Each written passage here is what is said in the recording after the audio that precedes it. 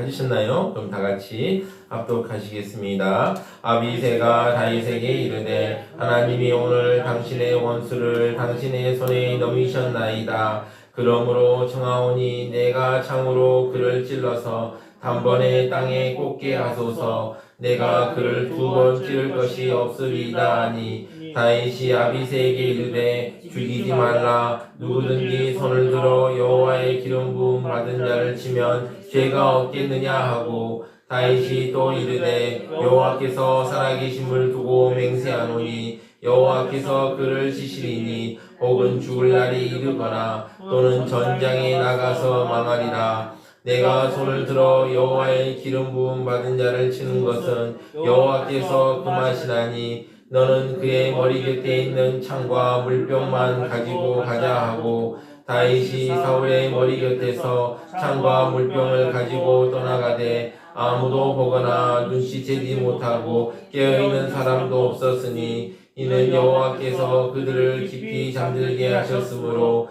그들이 다 잠들어 있었기 때문이었더라. 아멘. 성스러운 주일 아침에 거룩하신 주의 제니 오신 사랑하는 수만교회 성도님들 한 분 한 분마다 하나님의 사랑과 은혜와 축복이 넘쳐나시기를 진심으로 축원합니다. 아멘. 지난 한 주 동안 다들 평안하셨는지요? 정말 이번 주에 첫눈이 왕눈으로 내렸습니다. 어떤 신문 기사 보니 왕눈이라고 그러더라고요. 이걸요. 한방눈 들어봤는데 왕눈은 제가 처음 들어봅니다. 그런데 신문에 그렇게 나와 있습니다. 하얗게 소복히 쌓인 눈처럼 하나님의 순결한 은혜가 가득한 한 주 되시기를 바랍니다. 저는 배를 타는 걸 즐겨 하지 않습니다. 제가 은근히 겁이 좀 많습니다. 그래가지고 배를 타는 걸 즐겨 하지 않습니다. 한강에서 오리배를 제가 탄 적이 있는데요. 생각보다 조종하기가 정말 어렵더라고요. 이렇게 막 발을 막 움직이고 하는데 이게 막 옆에 쿵 부딪히고 피해야지 하는데 쿵 부딪히고 그렇습니다. 왜 그럴까요? 땅이 아니어서 막 흔들렸기 때문입니다. 그렇죠. 저렇게 뭐 안전장치도 해놓고 또 못 나가기도 하고 또 강이니까 뭐 얼마나 뭐 파도가 세겠습니까? 뭐 물결이 크겠습니까? 그럼에도 불구하고요. 저에게는 안정감이 느껴지지 않았습니다. 우리 인생도 그렇습니다. 우리가 살고 있는 이 땅은 죄로 가득한 세상입니다. 그래서 우리는 갈릴리 바다를 건너는 예수님의 제자들처럼 파도와 풍랑 가운데 살고 있습니다. 오늘 본문에서 다윗은 다시 시험을 만납니다.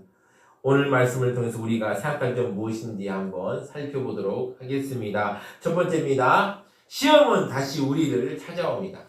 아비가일과 행복한 결혼 생활하고 있던 다윗에게 새로운 어둠의 먹구름이 다가옵니다. 1절을 보시면 집사람이 기브아에 와서 사울에게 말하이르되 다윗이 광야 앞 하길라 산에 숨지 아니하였나이까 하매.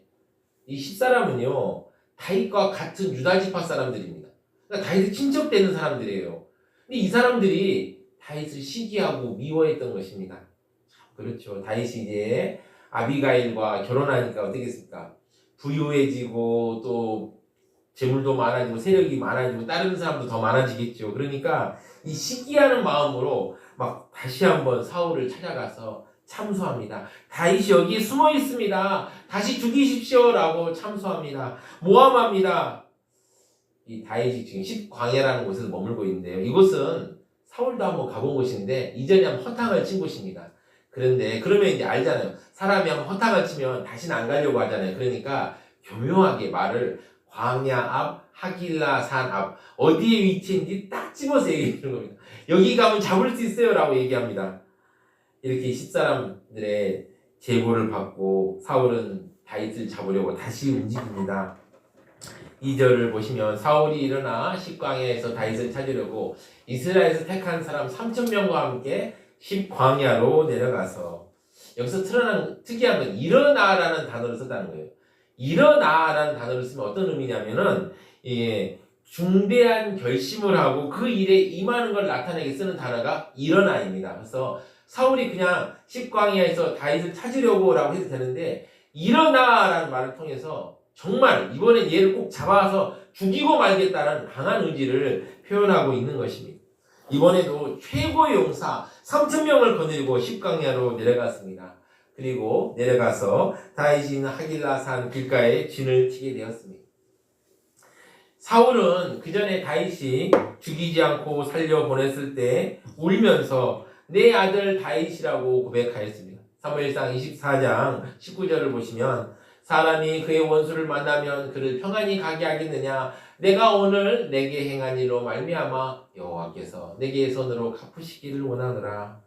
그러나 사울은 돌이키지 않았습니다. 다시 기회가 생기니 다윗을 죽이려고 하였습니다. 죄인은 두 종류가 있죠. 어떤 종류가 어떤 사람이 있어요. 하나는 아주 의식적이고 치밀하게 계획을 세워서 죄를 범하는 사람이 있습니다.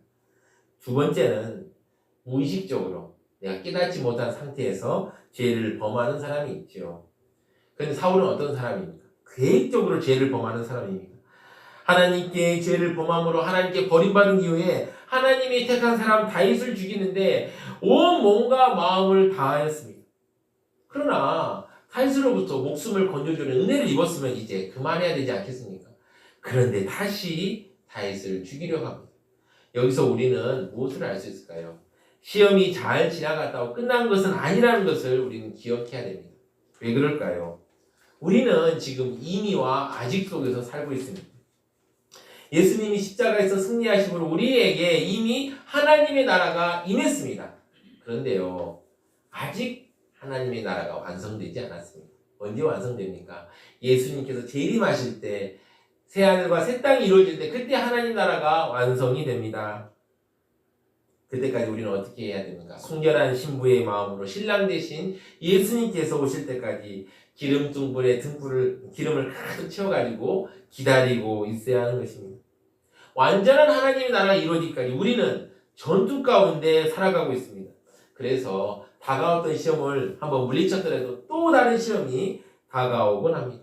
우리는 이렇게 우리에게 다가오는 시험을 이상히 여기지 말아야 됩니다. 사도 베드로는 베드로전서에서 이렇게 성도들을 권면합니다. 사랑하는 자들아 너희를 연단하려고 오는 불시험을 이상한 일 당하는 같이 이상히 여기지 말고 오히려 너희가 그리스도의 고난에 참여하는 것으로 즐거워하라. 이는 그의 영광을 나타내실 때 너희로 즐거워하고 기뻐하게 하려 함이라. 우리 성도의 삶은 지금 다윗의 삶과 비슷합니다. 다윗은 기름 부음을 받았지만 아직 이스라엘 왕이 되지 않았습니다. 그래서 이런 괴로움과 고통을 받았습니다.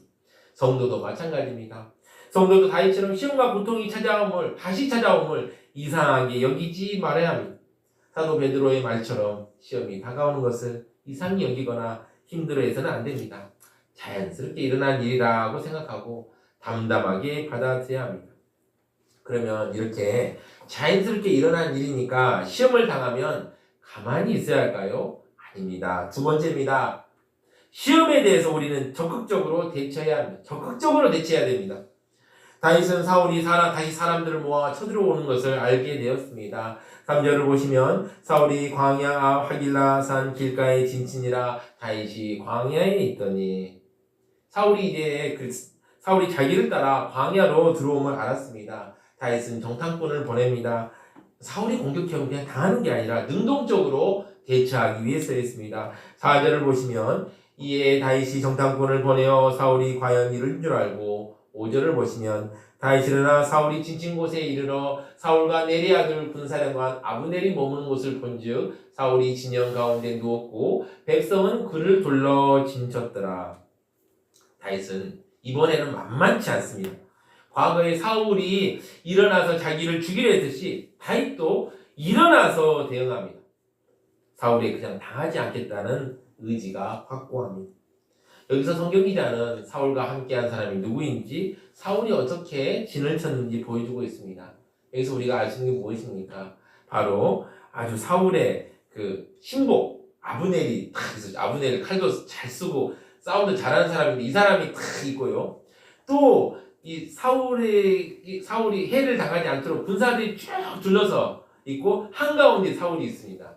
그러니까 어떤 말입니까? 사울도 이번에는 다윗에게 당하지 않겠다는 의지와 결심을 보여주고 있는 것이죠. 다윗은 사울이 이렇게 진을 치고 자신을 수색하려는 걸 보면서 대담한 행동을 하려 합니다. 6절을 보시면 이에 다윗이 햇사람 아히멜렉과 스루의 아들 요압의 아두 아비새에게 물어 이르되 누가 나와 더불어 진영에 내려가서 사울에게 이르겠느냐 하니 아비새가 이르되 내가 함께 가겠나이다. 다윗은 지금 사울이 지금 누워있는 그 진으로 지금 쳐들어갈 생각을 하고 있는 것입니다. 그래서 한 명만 나랑 같이 가자라고 하니까 아비새라는 아주 용장이 같이 가겠다라고 했습니다. 밤이 되자 아비새와 함께 다윗은 사울의 진영에 침입하였습니다. 잠입하였습니다. 실제로 보시면 다윗과 아비새가 밤에 그 백성에게 나아가 본즉 사울이 진영간에 누워 자고 창은 머리곁 땅에 꽂혀 있고 아브넬과 백성들은 그를 둘러 누웠는지라. 성경은 사울과 그의 사람들이 어떻게 자고 있는지 보여줍니다. 지금 다들 지쳐서 원래는 보초가 딱 뛰어서 눈을 부릅뜨고 지켜야 되지 않습니까? 그런데요, 지금 보초도 졸고 있는 것을 보여줍니다. 하나님께서 그들을 자게 하셨습니다. 다윗은 전에 사울이 추격할 때와 달라졌습니다. 사울이 추격하면 힘없이 도망만 치던 다윗이 아니었습니다. 우리는 시험이 다가오면 이렇게 생각할 때가 많습니다. 왜 내게 이런 시험이 하며 억울해하며 힘들어합니다. 앞에서 말씀 전하고 있는 저도 시험이 다가오면 괴로워하고 힘들어할 때가 종종 있습니다. 시험이 다가오는데 기뻐하는 사람은 아무도 없습니다. 그래서요, 괴로워하고 힘들어하는 것 충분히 이해가 됩니다. 하지만 다가오는 시험을 수동적으로 대응해서는 안 됩니다. 시험이 오는 걸 기뻐할 사람은 아무도 없지만 우리는 시험을 기쁘게 이겨내도록 해야 합니다. 왜 그럴까요? 사도 야고보는 야고보서 1장 2절에 4절을 이렇게 말하고 있습니다. 내 형제들아, 너희가 여러 가지 시험을 당하거든 온전히 기쁘게 여기라. 이는 너희의 믿음의 시련이 인내를 만들어낸 줄 너희가 알미라. 인내를 온전히 이루라. 이는 너희가 온전하고 구비하여 조금도 부족함이 없게 하려 함이라. 아멘. 시험을 통해서 우리는 인내하게 됩니다. 우리가 인내라는 말을 들으면 어떤 생각이 듭니까? 인내, 참아야 돼. 참을 일 세 번 쓰면 살인도 면한다. 그런 말도 있지 않습니까? 그리고 한 번 분을 참으면 100가지 근심이 없어진다라는 말도 여러 어른들이 하셨죠. 그래서 인내하면 우리가 참는 것으로 생각합니다. 성경이 말하는 인내는 조금 다릅니다. 참는 거긴 한데 뭐냐면 바로 천국의 소망을 바라보고 그 미래적인 관점에서 지금 이 상황을 보는 것을 인내라고 하는 것입니다. 무슨 말인지 잘 이해를 못하시죠? 그러니까 뭐냐면 지금 막 내가 시험을 겪고 막 힘들 때 인내합니다. 그럼 그 인내는 뭡니까? 나중에 천국에 갔을 때 그때 천국 소망을 바라보고 그게 이루어졌을 때 그 생각을 가지고 내 지금 고난을 바라보는 것입니다. 이해가 안 갈 것 같아서 제가 이야기 하나 해드리겠습니다. 죽음의 수용소라는 책을 쓴 분이 있습니다. 빅터 프랭클, 읽어보신 분도 있겠죠.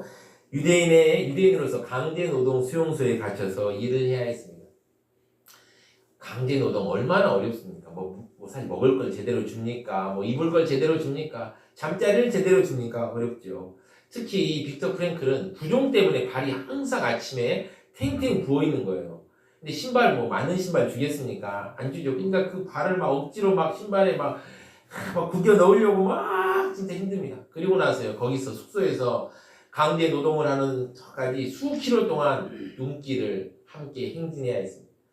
그러니까 옷도 넝마 같은 옷 입고 그러니까 춥고 발은 시려서 동상 걸리고 얼마나 괴롭겠습니까? 걸으면서 눈물이 뚝뚝 떨어졌을 것입니다.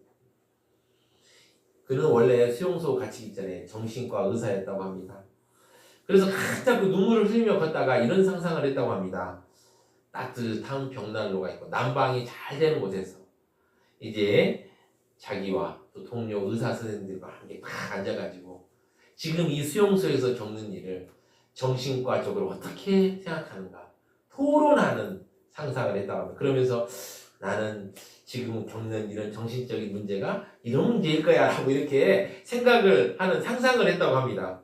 그런데요, 이런 상상을 하니까 어떤 놀라운 일이냐면 그 눈물을 흘리면서 괴로웠던 순간이 싹 사라졌다고 합니다. 사랑하는 성도 여러분, 지금 여러분들이 고난을 겪고 시험을 겪을 때가 있습니다. 그런데요, 천국에서 예수님이 동행할 때라고 생각해 보시죠. 여러분, 천국에서 예수님과 지금 동행하고 있습니다. 그리고 그때 지금 겪고 있는 일을 회상해 본다고 생각해 보십시오. 그러면 어떻게 평가할 수 있겠습니까? 내가 그때 참 억울한 일이 있고 어려운 일이 있었는데 믿음으로 잘 극복했습니다. 예수님 이렇게 당당하게 얘기할 수 있지 않겠습니까? 또 이렇게 말할 수 있다면 얼마나 기쁨이요 자랑이 되겠습니까? 사랑하는 성도 여러분, 시험이 오는 것을 이상하게 여기지 마십시오. 그리고 하나님의 능력으로 담대하게 이겨내십시오. 그럼 어떻게 해야 됩니까? 기도하며 하나님의 은혜를 구하고 구해야 됩니다. 우리가 기도하고 하나님의 은혜를 구하고 구하면 우리가 시험에서 이길 힘을 얻습니다. 이걸 생각하면 우리 찬양 하나 했으면 좋겠는데, 찬송가 337장 내 모든 시험 무거운 짐은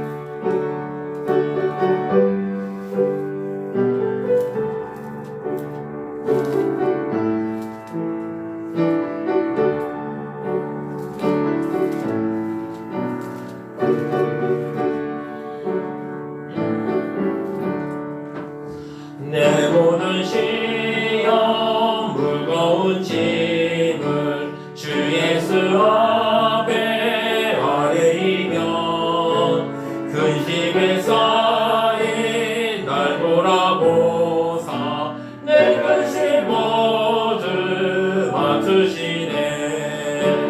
무거운 짐을 나홀로 지고 견디다 못해 쓰러질 때 불쌍히 여겨 구원의 주님, 은혜의 주님, 오직 예수. 내 모든 괴로움, 내 모든 괴로움 당치는 완라 주 예수 앞에 아뢰이면 주께서 친히 날 구해 주사 넓으신 사랑 베푸시네.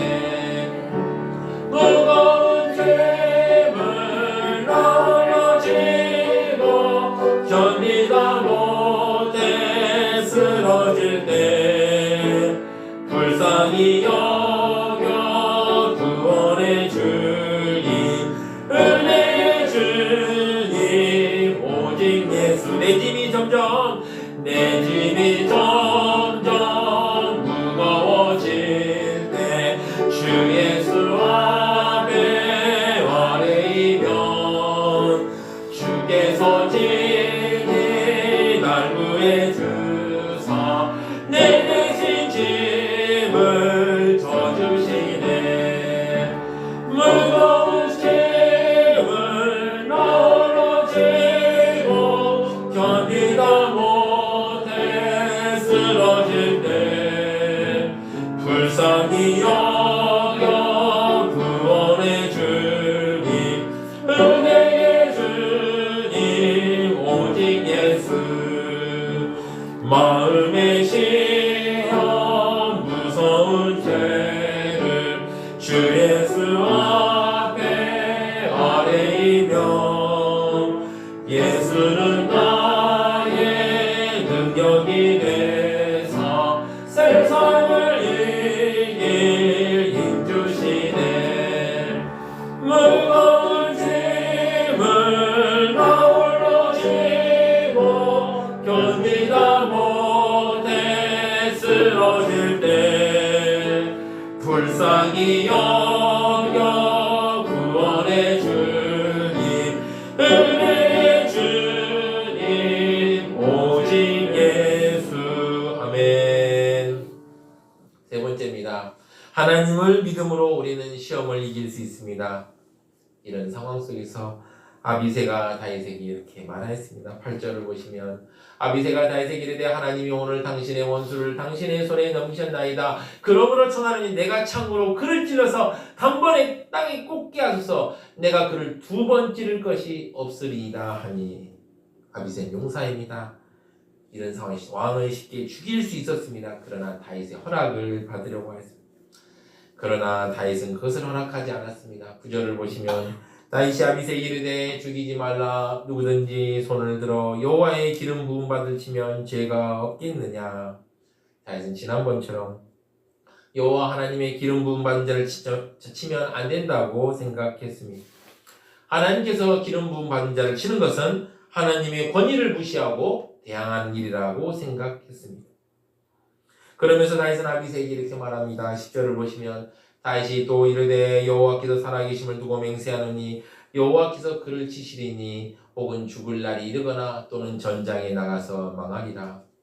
아비새 입장에서는 지금 어마어마하게 고생하고 있는데 사울만 죽으면 이 모든 고생이 끝날 것이라고 생각해서 사울을 죽이려고 했습니다. 그러나 다윗은 하나님께서 대신 복수할 것이라고 말하며 아비새의 상한 마음을 위로합니다. 그리고 나서 사울의 창과 물병만 가지고 돌아갑니다. 내가 손을 들어 여호와의 기름 부음 받은 자를 치는 것을 여호와께서 금하시나니 너는 그의 머리 곁에 있는 창과 물병만 가지고 가자 하고. 왜 사울의 창과 물병만 가지고 왔을까요? 그 이유는 자신이 사울을 죽일 수 있었는데도 죽이지 않았다는 걸 증명하기 위함이고 사울에게 자신의 죄를 깨닫게 하기 위해서였습니다. 창은 뭘 의미합니까? 왕의 권위를 상징합니다. 물병은 무엇입니까? 이스라엘 쪽이 상당히 건조한 지역이잖아요. 그래서 물이 정말 필요한데 이 물병을 가져갔다는 것은 생명을 가져갔다는 것과 똑같기 때문입니다. 그리고 하나님의 보호 가운데 다윗은 사울의 진영을 무사히 빠져나갑니다. 12절을 보시면 다윗이 사울의 머리 곁에서 창과 물병을 가지고 떠나가되 아무도 보거나 눈치채지 못하고 깨어있는 사람도 없었으니 이는 여호와께서 그들을 깊이 잠들게 하셨으므로 그들이 다 잠들어 있었기 때문이었더라. 오늘 다윗에게 시험이 다가왔습니다. 어쩌면 하나님께서 다윗의 믿음을 시험하기 위해서 이런 일이 일어나도록 하셨나 생각이 들기도 합니다. 만약 다윗이 믿음이 없었다면 이런 시험을 이겨낼 수 있었겠습니까? 아닙니다. 믿음이 없었다면 이런 시험을 이겨낼 수 없을 것입니다. 다윗은 하나님에 대한 믿음이 있었습니다. 세상 만물을 주관하시는 하나님을 경외하며 나갈 때 하나님께서는 반드시 아름답게 당신의 일을 성취할 것을 믿었습니다. 다윗은 첫 번째 사울을 만났을 때 더 큰 믿음의 성장이 있었습니다. 처음엔 사울의 옷자락을 배웠지만 이번에는 사울의 창과 물병만 가지고 돌아갔을 뿐입니다. 다윗이 시험을 2번 당한 것은 예수님의 제자들이 갈릴리 호수에서 폭풍 가운데 시험을 2번 당한 것을 떠올리게 합니다. 첫 번째 마태복음 8장 23절 27절에서 풍랑을 만났을 때 예수님께서 어떻게 합니까? 바람과 바다를 꾸짖으시니 그 바람과 호수가 잔잔하게 되었습니다. 그러자 그 사람들이 놀랍게 이르게 이가 어떤 사람이기에 바람과 바다도 순종하는가 라고 했습니다. 여러분 갈릴리 거기 바람 부는 파도가 생각보다 정말 거칩니다. 제가 일전에도 한번 보여드렸는지 모르겠는데 이렇게 보면 호텔 광고가 있는데 물이 여기까지 올라오는 게 호텔 광고예요. 그러니까 이 파도가 정말 거세고 쉽지 않습니다. 근데 이렇게 예수님께서 잠잠케 하시자 이제 제자들은 놀랍게만 여겼습니다. 이때는 예수님께서 함께 하시죠. 그런데요, 2번째 폭풍과 또 제자들은 겪게 되었습니다. 이때는요, 이제 예수님이 배에 오르자마자 파도가 잠잠해집니다. 그때 어땠습니까? 배에 있는 사람들이 예수님께 경배하며 하나님의 아들임을 인정하였습니다. 다윗은 첫 번째는 하나님의 살아계심을 어렴풋이 알았지만 이번 2번째에는 하나님의 일하심을 확실히 알고 있었습니다. 다윗은 믿음으로 사울을 죽이려는 유혹을 극복할 수 있었습니다. 사랑하는 성도 여러분, 우리는 우리의 힘으로 시험을 이길 수 없습니다. 사람이 선하고 악한 것, 우리 인간의 눈으로 보면 대단해 보이죠. 하지만 하나님의 시선으로 본다면 그저 50보, 100보 차이입니다. 그래서 우리의 의지와 우리가 가지고 있는 힘으로 시험을 이겨내려면 도저히 이겨낼 수 없습니다. 그래서 우리는 시험을 당할 때 하나님을 바라보아야 합니다. 다윗은 하나님을 바라보았습니다. 그리고 이겨낼 수 있었습니다. 사랑하는 성도 여러분, 우리는 우리의 힘으로 시험을 이길 수 없습니다. 그래서 우리는 시험을 당할 때 하나님을 바라보아야 됩니다. 다윗은 하나님을 바라보았습니다. 그리고 이겨낼 수 있었습니다. 하나님을 바라보며 승리함을 생각하시며 세상 유혹 시험이 찬양하시겠습니다.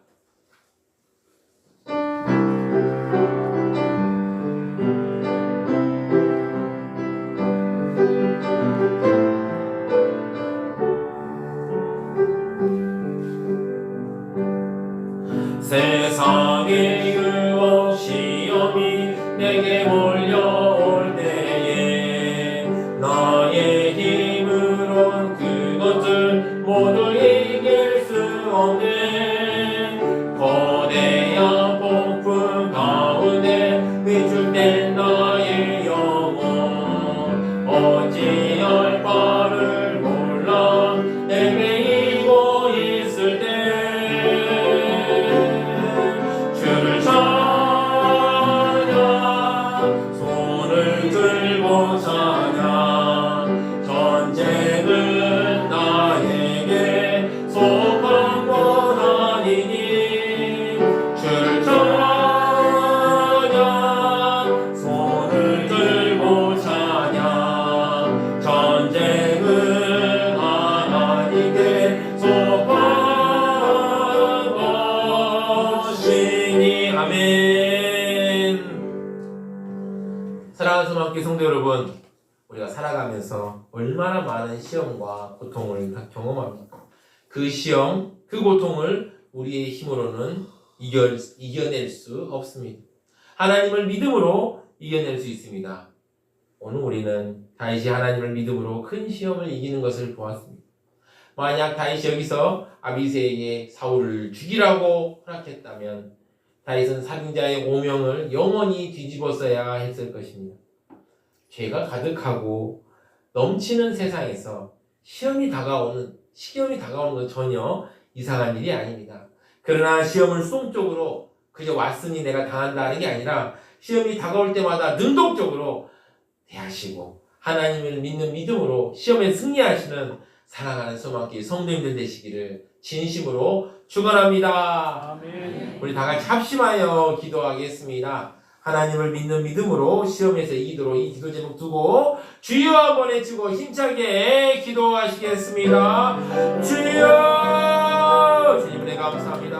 하나님을 믿는 믿음으로 시험에서 이겨낼 수 있는 시험을 이길 수 있도록 주여 붙들어 주시옵소서. 주여 주님 불쌍히 계시고 붙들어 주시고 함께하여 주시옵소서. 우리가 하나님을 믿는 믿음으로 아버지 나아갑니다. 주여 아버지여 우리 힘으로는 할 수 없으나 아버지여 하나님을 믿는 믿음으로 나아가는 기적적인 놀라운 역사가 일어나서 우리에게 다가온 시험을 이길 수 있도록 주여 붙들어 주시고 아버지 함께하여 주시옵소서. 불쌍히 여기시고 긍휼히 여기시고 붙들어 주시고 아버지 함께하여 주시옵소서. 아버지의 놀라운 은혜 가운데서 아버지 승리하며 아버지 이길 수 있도록 주여 우리 성도들을 붙들어 주시고 아버지 함께하여 주시옵소서. 하나님을 믿는 믿음으로 나아갈 수 있도록 주여 함께하여 주시옵소서.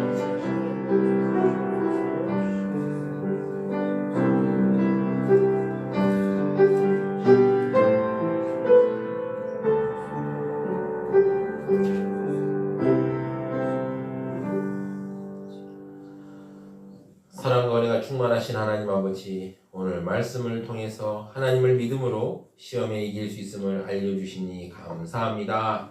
시험에 적극적으로 대응하고 하나님께서 일하심을 믿으며 승리를 경험하는 사랑하는 소망의 가족들 될 수 있도록 인도하여 주시옵소서.